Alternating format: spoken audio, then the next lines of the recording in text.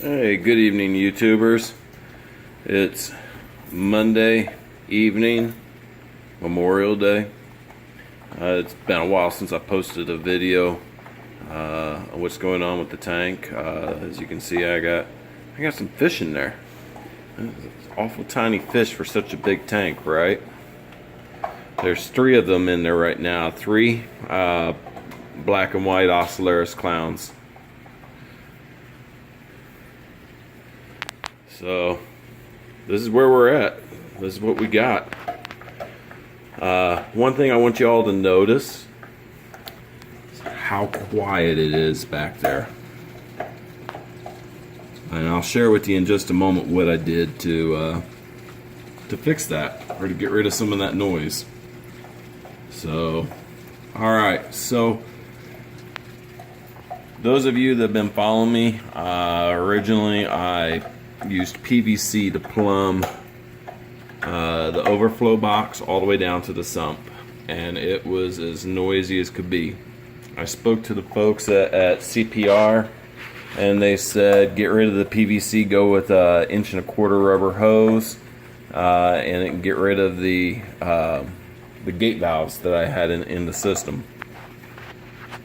So I did that, and it was actually noisier than before.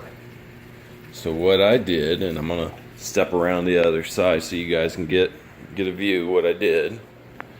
I ran the PVC, or the 1.25" hose down to the 45-degree angles, and I have the gate valves there at the bottom. Now, what the gate valves do is they reduce the flow into the sump, and what that does is it creates a little bit of a backup of water in the PVC hose, which allows the overflow box to get a sufficient amount of water in it. When there is not enough water in the overflow box, it creates a cascading, swishing, non-stop toilet flush sound. And that, I could hear it all over the house. And so I knew I needed to fix that before my wife got sick of it. So that's what I did. I ran the hose down to a 45-degree angle and ran that into the gate valves. I shut the gate valves just enough to create some back pressure. There's my skimmer. It's the Aquamax Cone S2, I believe. It's actually on the smaller size. I'm going to most likely, as I increase the number of fish and critters in the aquarium, I'm gonna have to go with a larger skimmer, which should prove to be interesting because I have the 40 watt. I don't know if you can see it in there. I got the 40 watt UV sterilizer,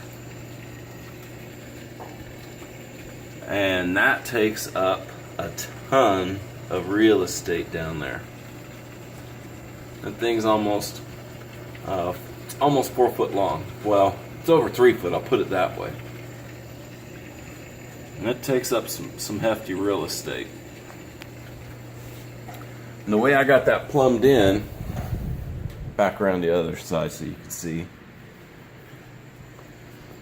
I am running a small, I want to say it's a 1.5 Syncra. It's rated for up to 250 gallons per hour. The UV is rated for a maximum of 257 gallons per hour. So I figure that's about the perfect pump for it. You're going to lose a couple gallons per hour from the lift from the head. So my skimmer's only been running 3 days, 4 days. I got some nasty stuff on the inside of it. Now the way I've set this up, it drains, instead of having to empty the collection cup, I got it draining into a excuse me, a Voss water bottle. So whenever there's enough fluid in there for it to drain out, it goes straight into that bottle.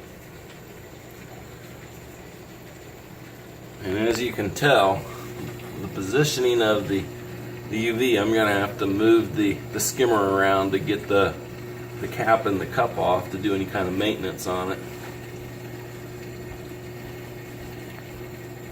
I'll figure that out. It's not that big of a deal. I got the outlet from the UV going straight down into my return chamber. So that's what we've got going on so far. I gotta say, this tank, I'm really pleased with it. And those 3 teeny tiny clownfish in there with all that real estate. They spend the majority of their time on that end of the tank. Oh my goodness. Hey, I dumped a couple GSPs and frags in there, and we'll see how they do. So far they seem to be opening up and responding pretty nicely. I don't know how well you can see that or not. They sat in my 50-gallon and my clown tang was picking at it. So they were all dormant, hiding, however you want to phrase it. They weren't happy. So I put them in the 210-gallon, and there's nothing picking at them. They got good light, good water flow, and they are popping back. They're coming back.